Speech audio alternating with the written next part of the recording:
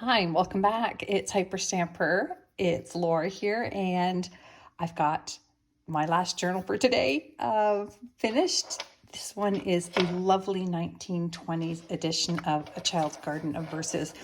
This particular book has lots of different covers, and I actually really love this one. It is the original printed cover here. I've got a spine here. I did have to do some repairs, and the back is all intact. I added some bangles of vintage, they were chandelier crystals.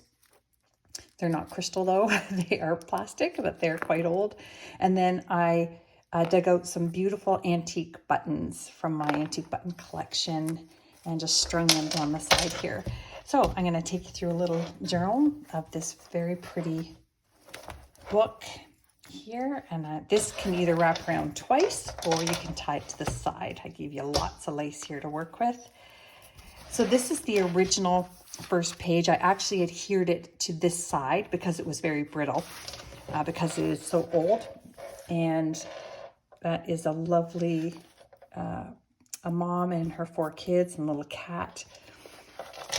And then there's the very first page here of the book, and copyright 1925. So I got this beautiful, since it was sort of a lovely mother and children theme there, I took this photo out of my collection. I've been holding on to this for quite a long time because this little girl looks exactly like my niece. I just couldn't believe it, but this is an adorable little girl here and her mom. And this is the spine of an antique book as well, and a lovely old ledger page here from the 1920s. I've got one of those vintage Victoria furniture pages, and this is a 1908 postcard. Look at that with the sheep. And I did that because of the farm animals here on the front. And over here we have a stereoscope, and this one is a Japanese girls theme. So that would have been looked at through what would have been the very first Viewmaster kind of thing. So it looked 3D. Is that pretty? And then this is just the back of an antique book, but this was over 100 years old, and I kept it because it has this nice little blank page at the back. And really fun little scraps here to make clusters. This is from a how to paint in watercolor image, which I think is fun. Just a little journaling spot here, some vintage paper, and this is a vintage book turned into a journaling envelope as well. And this is an antique book page pocket, and 1935 post office ledger book here. And this is from the 1950s.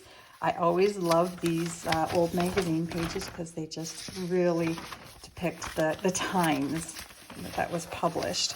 And I like this little words that I pulled out of a book, says days gone by. I think that's perfect for an antique journal. And this is from the, let's pull this out here, 1915 Girls Own. Look at this wonderful page all on cats. Cats, and on this side it says beautiful English cottage. Isn't that gorgeous? I love it. Just more clusters, more clusters. This is a little vintage glassine envelope with some vintage and antique stamps in there. That's kind of cool. Just some lace here. That actually came from a vintage pillowcase that I kind of tore apart. The 1955 American Highways Road Map. And then this is a vintage bird book. I did age it a little bit more because it was too white, even though it was old. Wonderful nature pages here out of a children's book, a children's do-it-yourself book. More nature here. Isn't that wonderful? 2 little kids inside of a barn. More flip sides of these. Everything in here is authentic, antique, and vintage ephemera, except these hand-dyed pages that I add for extra journaling space. Stamp collector's page, and here's a wonderful, one of those hard cardstock pages that I'm just loving and collecting as many as I can. This is a beautiful image. And then on this side, I just put in a tea-dyed card and made this vintage French English dictionary page into a text spot. A vintage recipe page in full color, and that wonderful Polish embroidery from the 1950s. Just more of that full color recipe book. This is from the back of the Pearls receipt pack. That would have been where you would have posted, or whoever it was, posted all the sales. Just another journaling tag that I made there. And the pocket is made out of a 1920s black velvet book page. Sorry, I'm not going to struggle with that in front of you. There we go, more. I put in some lace here, some vintage lace. And this is the 1950s Theater Arts magazine. All the plays here that went on at that time. And a wonderful page out of a woman's needlecraft magazine. Look at this pretty little image here out of a children's storybook. The Land of Storybooks. That's perfect for a journal, right? Because we put our stories in here, either through art or other things. Little Catskills souvenir card from the 40s. And on the flip side is, I used a vintage Dynamo label maker from the 70s, and just another little journaling page scrap there that you can journal on. I love all these little hidden things. Oops, we have a nice full color print here of the Egyptian Sphinx. And I just made this little tuck spot here out of an antique page. And there's a little teeny tiny piece here, but I love those hand stamped numbers on there. Whoop, that one goes in there. And then I made this little booklet here out of my antique papers, vintage wallpaper. And then this one here is just an old book. This is pulled out of a magazine, a vintage magazine, or an antique magazine. That's an antique book page there on the back. Just a little vintage playing card, one of the mini ones.